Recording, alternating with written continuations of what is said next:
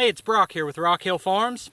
Recently, I've got a few repetitive comments about sharpening the chain on a chainsaw. A few people have asked me how I sharpen my chains, and then a few other people have commented that my chain was dull.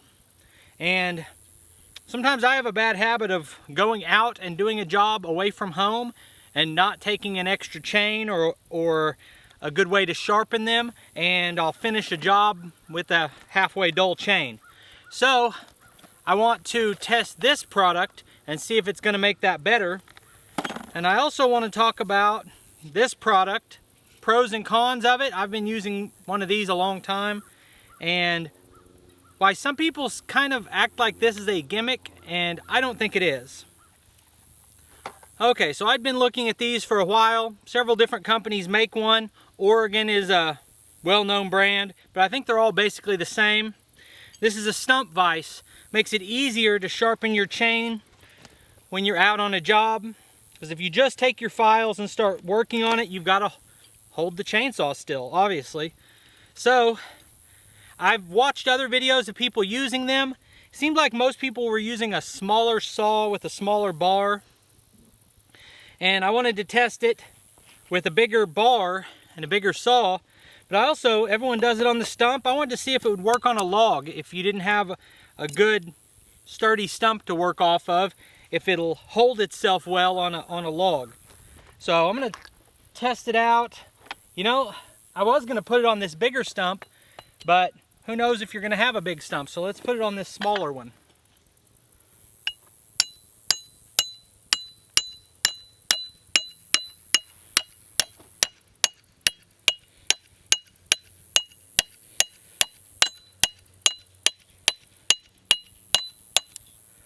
So I normally have a little hatchet like this with me.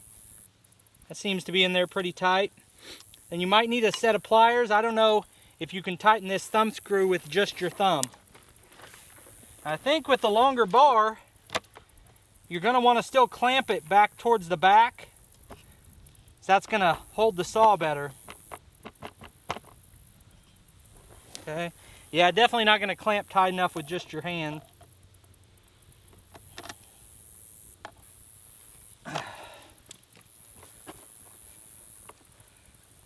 Okay, that holds the saw pretty darn well.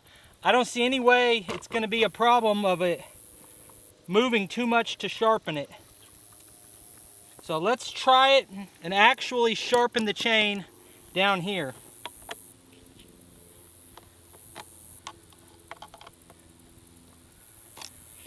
Now, as far as the 2-in-1 sharpener, I've seen some people call this a gimmicky product, and in my mind it really just isn't, because what you've got is the same round file that you would use to hand file a chain. Then you have a flat file just like you would use normally to file your rakers or your depth gauges, and then these other bars just set on your flat spots on your chain and your between links on your chain, and hold your height right. So that, normally you're using your own method to determine how high you want your rakers, and basically this just establishes the difference between your cutting edge and your rakers, and that difference is what determines how aggressive your chain's cutting. The other thing I wondered is how hard this was to get out of the stump. See if you tap it from the side. Yeah, if you can just tap it from the side. The second time I removed it by putting my scrinch under the bottom and popping it out. That was an even easier way with a tool you should probably have with you. So, see where we want to actually sharpen this at. Put it right about here. So with this tool, you're filing two things at once. It's just like using any other file, except when you want to do your rakers, you have to normally file it twice, and with this you don't.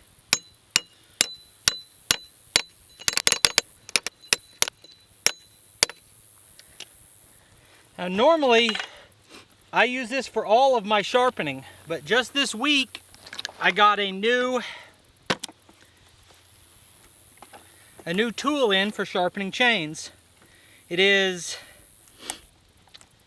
actually a grinding style, and I've been kind of hesitant to try any of those because they do seem a little bit gimmicky, and I wondered if you're really saving that much time. Are you getting a sharper chain? Are you taking off more material and actually shortening the life of your chain? I've had all these questions, and I figured finally I'm just gonna try one and find out. So in the next week you'll see a video actually testing that out, and what I'm gonna do, I'm gonna sharpen a couple chains by hand, and I'm gonna sharpen a couple with that tool, and then I'm going to use a new chain, and we're going to compare which takes longer and which gives a sharper result.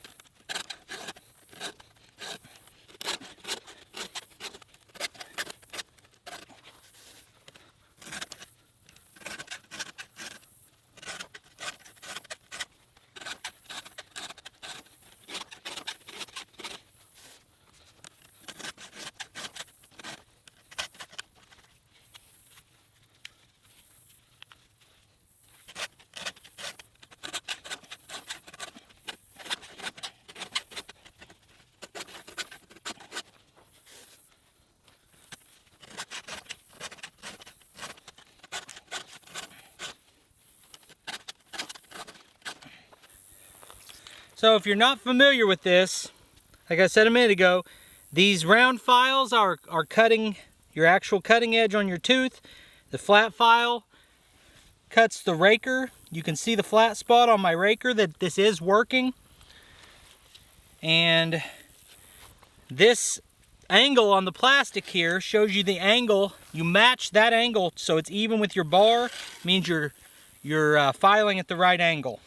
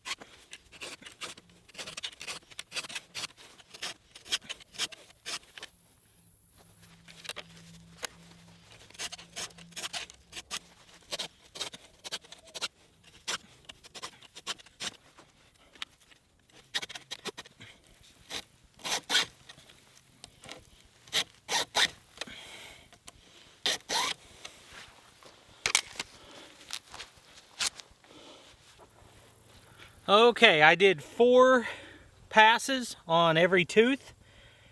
What do you say we go stick this into some wood and see what kind of cut we get?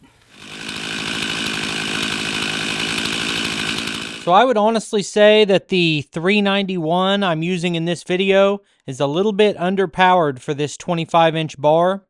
So don't really focus on how fast it's cutting. Let's just look at the chips coming off of it.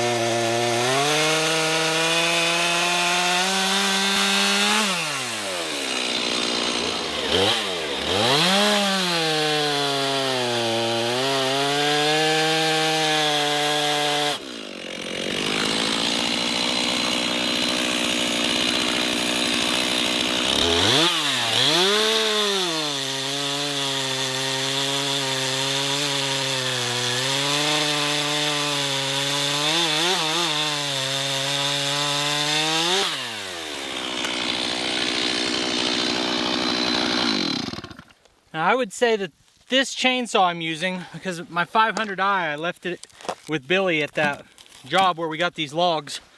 I'd say this chainsaw is underpowered for that 25-inch bar, but this is the shavings I'm picking up.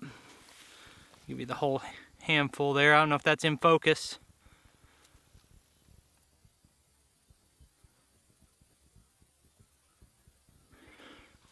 That's a good mix of shavings.